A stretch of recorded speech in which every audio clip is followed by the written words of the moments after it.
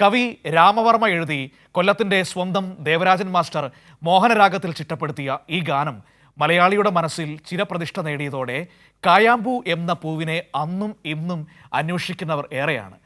പക്ഷേ ബ്ലസ്സി കായാമ്പൂ ചെടിയാണെന്നറിയാതെ നട്ടു വളർത്തി അവളും വളർന്ന് പൂവിട്ടു.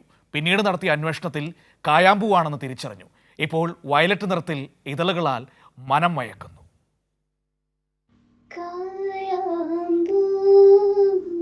കണ്ണിൽ വിടരും കമലദളം കവിളിൽ വിടരും അനുരാഗവതേ നിൻചുടികളിൽ നിന്നാലെപ്പഴും പൊഴിയും.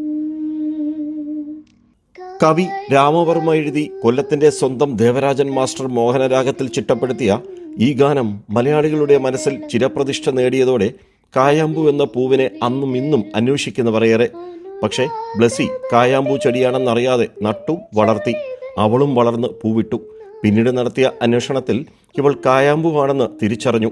ഇപ്പോൾ വയലറ്റ് നിറത്തിൽ ഇതളുകളാൽ മനം മയക്കുകയാണ് കായാമ്പൂ. ഇത് ശരിക്കും പറഞ്ഞാൽ ഇവിടെ ഒത്തിരി ഫ്രൂട്ട്സ് പ്ലാന്റ് ഉണ്ട്. അപ്പോൾ അത് ഒരുപാട് വെക്കുന്ന കൂട്ടത്തിൽ ഇത് വെച്ച് റെയിൻ ഫോറസ്റ്റ് പ്ലം ഇവിടെ അല്ലാതെ ഉണ്ട്. അപ്പോൾ ഇത് റെയിൻ ഫോറസ്റ്റ് പ്ലമ്മിൻ്റെ പൂ പോലെ അല്ല, അത് വേറൊരു പൂവ്. അപ്പോൾ എന്നിട്ട് അതാണ് കായാമ്പൂവാണെന്ന് അറിയുന്നത്. ഇതിപ്പം 4 എണ്ണം ഉണ്ട് ഇവിടെ. പൂ കാണുമ്പോൾ ഇത് തടിയിലെല്ലാം പിടിക്കും, നല്ല ഭംഗിയാണ്. കുറച്ച് ദിവസം നിൽക്കുകയും ചെയ്യും. ഒരു ചെറിയ കായുണ്ട്. പിന്നെ മെഡിസിനൽ വാല്യൊക്കെ ഉണ്ടെന്ന് പറയുന്നുണ്ട്. പക്ഷെ കാണാൻ നല്ല ഭംഗിയാണ്. ഔഷധ ഗുണമുള്ള കായാമ്പൂവിന് യൗവനം നിലനിർത്താൻ വേണ്ടി ഉപയോഗിച്ചിരുന്നതായി പാരമ്പര്യ വൈദ്യസമൂഹം പറയുന്നു.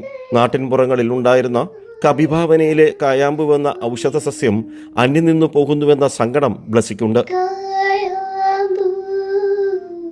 കണ്ണിൽ വിടരും കമലദളം കവിളിൽ വിടരും അനുരാഗവതേ നിൻചുടികളിൽ നിന്നാലെപ്പഴും പൊഴിയും. കായാമ്പൂ കണ്ണിൽ വിടരുമെന്ന് മോഹനം രാഗത്തിൽ രാമവർമ്മ എഴുതി ജി ദേവരാജൻ ഈണമിട്ട അപ്രശസ്തമായ ഒരു ഗാനമുണ്ട്. അതിനൊരു അഴകുണ്ട്. പ്രത്യേകിച്ച് ഈ പൂവിൻ്റെ സൗന്ദര്യം വെച്ചാണ് സ്ത്രീയുമായി ആ എഴുത്തുകാരൻ ഉപമിച്ചത്. ക്യാമറമാൻ അയ്യപ്പദേവിനൊപ്പം രാജ്കുമാർ.